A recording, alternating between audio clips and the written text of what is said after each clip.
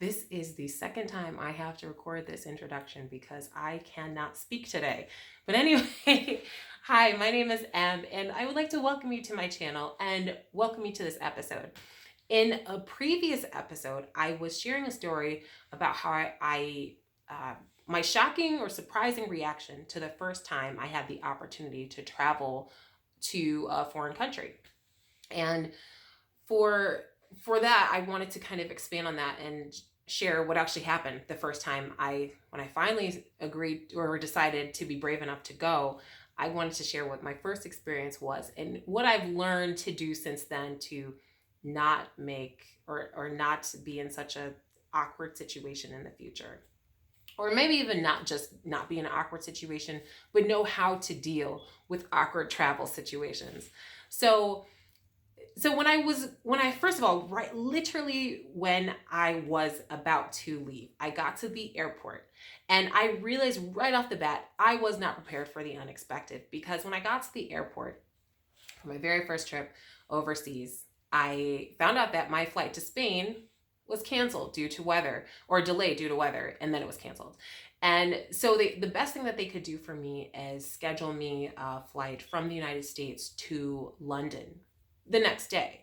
And that was one thing. And for me, this was going to be a very, very short trip. I was planning on being there for 5 days, because I was a coward and not ready to be there longer. But then so that cut it short. And so I ended up staying in London for a little bit. I was not prepared for exchange rates. Didn't even think about that. And then eventually, though, I did land in my final flying destination, which was Barcelona, Spain.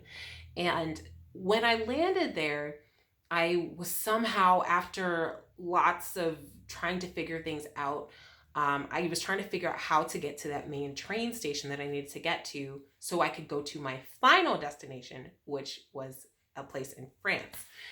However, well, first of all, that's another thing not first of all, one of these numbers of all.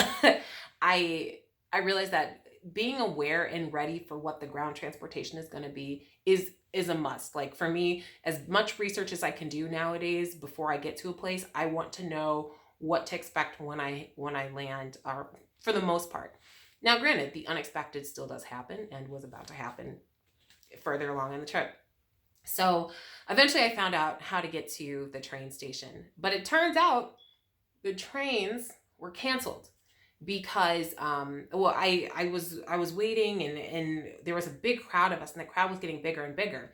I'd never been to the airport before. I didn't know that it wasn't normal for that many people to be crowded in there, and it turns out they had canceled just the train transportation from the airport into to the Sands train station, which is right in Barcelona. So so anyway, I found a way to take, how did I get there? I ended up taking, actually I can't even remember how I ended up getting there, but I did actually end up eventually getting into getting to the main train station in Barcelona. And when I got there, it turns out all the trains were canceled for real. And I wasn't ready for that either.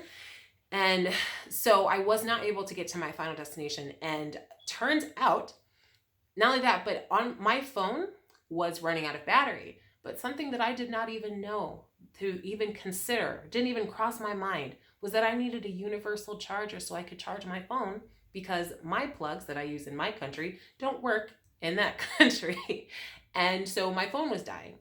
And I had a limited amount of time and ways I could communicate to my party who was waiting for me in France. And so I remember just trying to contact somebody, and I eventually got a hold of my party, and they were like, hey, can you please somehow like find another way? And I could not find another way to get over there, just because everything had been canceled due to some craziness that happened. And so I ended up just kind of freaking out, because I'm like, oh, okay, I was not prepared, had no idea what to expect about anything, didn't really even understand what a hostel was, or what the options were. But I knew a hotel was too expensive and not an option. Um, so I was eventually calmed down after after I collapsed in the train station and cried actually for a little bit. I cried just because literally I had no idea what was going on. It was probably a little extra of me to cry, but it's just how I felt. It was just real. The feelings were real. I had no idea what I was doing. But anyway, eventually I was like calmed down and they're like, hey, just go to this particular hostel. Great. But unfortunately, I have no idea where that is. And my phone's about to die. I have no way to figure things out.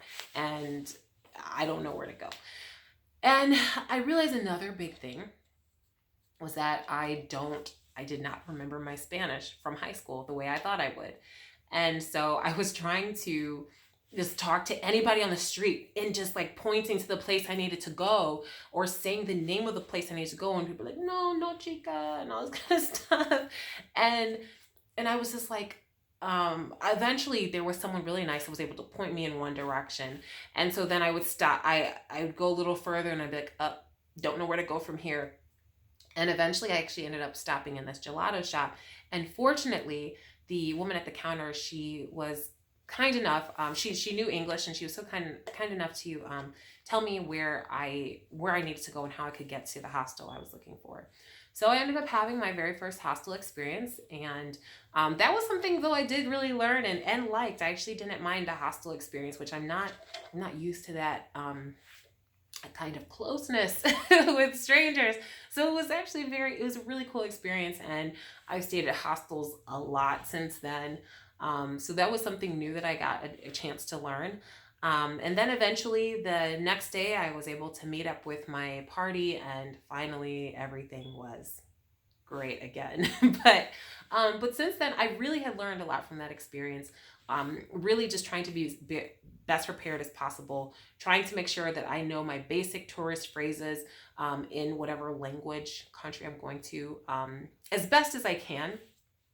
Even if sometimes I'll just have like a sheet of paper with main phrases that I need to make sure that I learn as best as I can, and in order to improve how many people I can communicate with. Because if I'm a stranger and people are like, I don't trust strangers and don't really want to talk to you, even though you look lost, at least this way, I have a greater chance of talking with more people because there won't be a language barrier in my communication. So that was a really big one. And yeah, I think, but I really think being prepared for the unexpected, or understanding that the unexpected can happen.